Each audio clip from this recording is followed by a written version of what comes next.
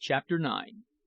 PREPARE FOR A JOURNEY ROUND THE ISLAND SAGACIOUS REFLECTIONS MYSTERIOUS APPEARANCES AND STARTLING OCCURRENCES.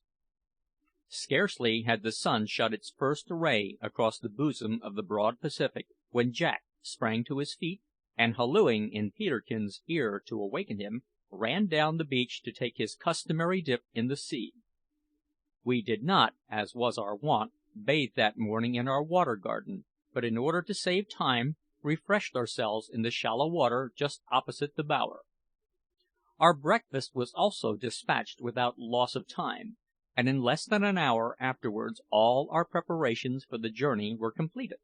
In addition to his ordinary dress, Jack tied a belt of cocoa nut cloth round his waist, into which he thrust the axe. I was also advised to put on a belt and carry a short cudgel or bludgeon in it, for as Jack truly remarked, the sling would be of little use if we should chance to come to close quarters with any wild animal. As for Peterkin, notwithstanding that he carried such a long, and I must add, frightful looking spear over his shoulder, we could not prevail on him to leave his club behind, for, he said, a spear at close quarters is not worth a button. I must say that it seemed to me that the club was, to use his own style of language, not worth a buttonhole, for it was all knotted over at the head, something like the club which I remember to have observed in picture books of Jack and the Giant Killer, besides being so heavy that he required to grasp it with both hands in order to wield it at all. However, he took it with him, and in this manner we set out upon our travels. We did not consider it necessary to carry any food with us, as we knew that wherever we went we would be certain to fall in with cocoa nut trees, having which we were amply supplied, as Peterkin said, with meat and drink and pocket handkerchiefs.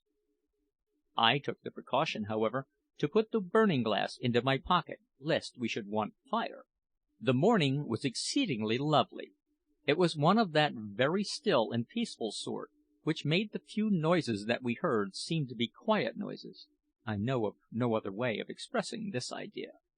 Noises which, so far from interrupting the universal tranquillity of earth, sea, and sky, rather tended to reveal to us how quiet the world round us really was.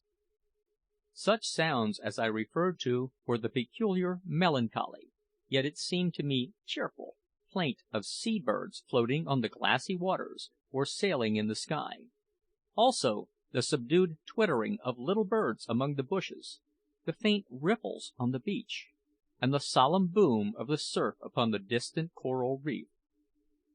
We felt very glad in our hearts as we walked along the sands, side by side. For my part, I felt so deeply overjoyed that I was surprised at my own sensations, and fell into a reverie upon the causes of happiness.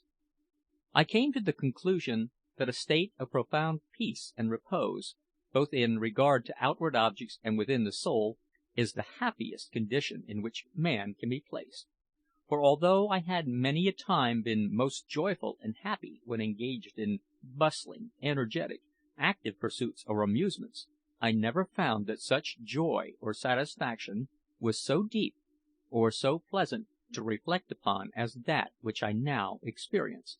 And I was the more confirmed in this opinion when I observed, and indeed, as told by himself, that Peterkin's happiness was also very great.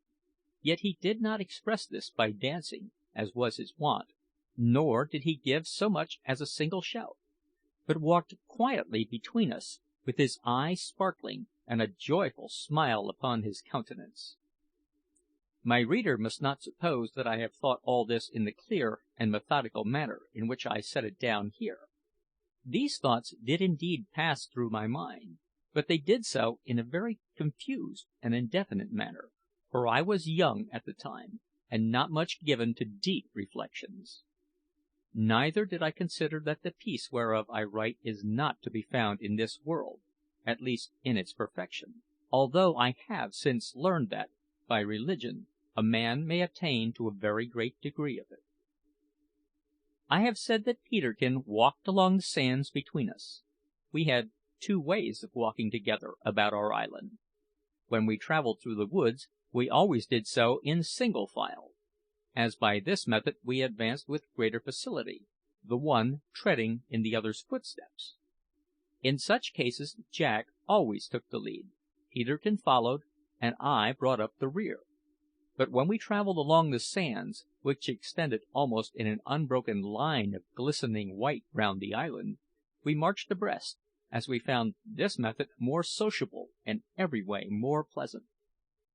Jack, being the tallest, walked next to the sea, and Peterkin marched between us, as by this arrangement either of us could talk to him or he to us, while if Jack and I happened to wish to converse, we could conveniently do so over Peterkin's head.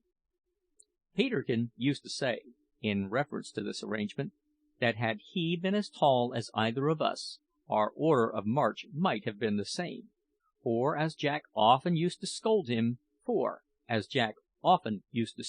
for letting everything we said to him pass in at one ear and out at the other, his head could, of course, form no interruption to our discourse. We were now fairly started. Half a mile's walk conveyed us round a bend in the land which shut out our bower from view, and for some time we advanced at a brisk pace without speaking, though our eyes were not idle, but noted everything in the woods, on the shore, or in the sea that was interesting. And passing the ridge of land that formed one side of our valley, the Valley of the Wreck, we beheld another small vale lying before us in all the luxuriant loveliness of tropical vegetation. We had indeed seen it before from the mountain top, but we had no idea that it would turn out to be so much more lovely when we were close to it. We were about to commence the exploration of this valley when Peterkin stopped us, and directed our attention to a very remarkable appearance in advance along the shore. "What's yon, think you?" said he, levelling his spear as if he expected an immediate attack from the object in question, though it was full half a mile distant. As he spoke, there appeared a white column above the rocks, as if of steam or spray. It rose upwards to a height of several feet, and then disappeared. Had this been near the sea, we would not have been so greatly surprised, as it might in that case have been the surf, for at this part of the coast the coral reef approached so near to the island that in some parts it almost joined it. There was, therefore, no lagoon between, and the heavy surf of the ocean beat almost up to the rocks. But this white column appeared about 50 yards inland. The rocks at the place were rugged, and they stretched across the sandy beach into the sea. Scarce had we ceased expressing our surprise at this sight when another column flew upwards for a few seconds, not far from the spot where the first had been seen, and disappeared. And so, at long, irregular intervals, these strange sights recurred. We were now quite sure that the columns were watery, or composed of spray, but what caused them we could not guess, so we determined to go and see. In a few minutes we gained the spot, which was very rugged and precipitous, and moreover quite damp with the falling of the spray. We had much ado to pass over dry shod.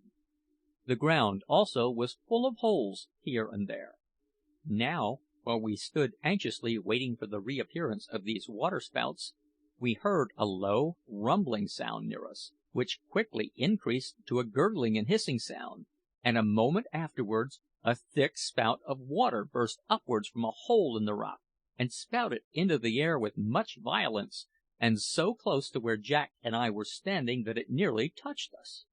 We sprang aside, but not before a cloud of spray descended and drenched us both to the skin. Peterkin, who was standing farther off, escaped with a few drops, and burst into an uncontrollable fit of laughter on beholding our miserable plight. "Mind your eye!" he shouted eagerly. "There goes another!" The words were scarcely out of his mouth when there came up a spout from another hole, which served us exactly in the same manner as before. Peterkin now shrieked with laughter, but his merriment was abruptly put to a stop by the gurgling noise occurring close to where he stood. "Where it'll spout this time, I wonder," he said, looking about with some anxiety and preparing to run. Suddenly there came a loud hiss or snort. A fierce spout of water burst up between Peterkin's legs, blew him off his feet, enveloped him in its spray, and hurled him to the ground. He fell with so much violence that we feared he must have broken some of his bones, and ran anxiously to his assistance. But fortunately he had fallen on a clump of tangled herbage, in which he lay sprawling in a most deplorable condition. It was now our turn to laugh; but as we were not quite yet sure that he was unhurt, and as we knew not when or where the next spout might arise, we assisted him hastily to jump up and hurry from the spot. I may here add that, although I am quite certain that the spout of water was very strong, and that it blew Peterkin completely off his legs, I am not quite certain of the exact height to which it lifted him, being somewhat startled by the event, and blinded partially by the spray, so that my power of observation was somewhat impaired for the moment. "What's to be done now?" asked Peterkin ruefully. "Make a fire, lad, and dry ourselves," replied Jack. "And here is material ready to our hand," said I, picking up a dried branch of tree as we hurried up to the woods. In about an hour after this mishap our clothes were again dried. While they were hanging up before the fire, we walked down to the beach, and soon observed that these curious spouts took place immediately after the fall of a huge wave, never before it; and moreover, that the spouts did not take place excepting when the billow was an extremely large one. From this we concluded that there must be a subterraneous channel in the rock, into which the water was driven by the larger waves, and finding no way of escape except through these small holes, was thus forced up violently through them. At any rate, we could not conceive any other reason for these strange waterspouts, and as this seemed a very simple and probable one, we forthwith adopted it. "I say, Ralph, what's that in the water? Is it a shark?" said Jack, just as we were about to quit the place. I immediately ran to the overhanging ledge of rock, from which he was looking down into the sea, and bent over it. Then I saw a very faint, pale object of greenish colour, which seemed to move slightly while I looked at it. "It's like a fish of some sort," said I. "Hallo, Peterkin!" cried Jack. "Fetch your spear; here's work for it." But when we tried to reach the object, the spear proved to be too short. "There now," said Peterkin with a sneer, "you were always telling me it was too long." Jack now drove the spear forcibly towards the object, and let go his hold; but although it seemed to be well aimed, he must have missed, for the handle soon rose again, and when the spear was drawn up, there was the pale green object in exactly the same spot, slowly moving its tail. "Very odd," said Jack. But although it was undoubtedly very odd, and although Jack and all of us plunged the spear at it repeatedly, we could neither hit it nor drive it away, so we were compelled to continue our journey without discovering what it was. I was very much perplexed at this strange appearance in the water, and could not get it out of my mind for a long time afterwards. However, I quieted myself by resolving that I would pay a visit to it again at some more convenient season. Chapter 9.